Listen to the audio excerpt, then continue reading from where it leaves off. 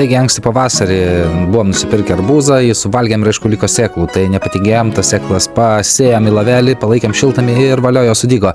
Taigi prireikė, aišku, kažkur dabar juos išsodinti, tai teko biškį šiam padirbėti, pakasėti vėlinėlę, išgaudyti parazitus, kaip sakant, iškratyti piktžoles, taip pat nubėgti į kompostą, prisirinkti geresnės žemės, į iškastas duobutes daigams, primėtyti, kaip sakant, geresnios kompostinės žemės.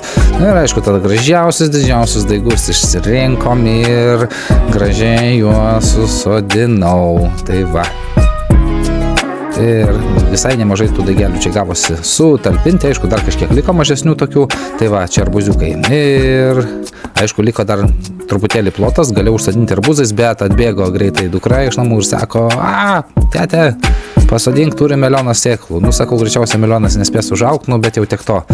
Paskirkim kampelį, kaip sakant, vaikam ir melionam.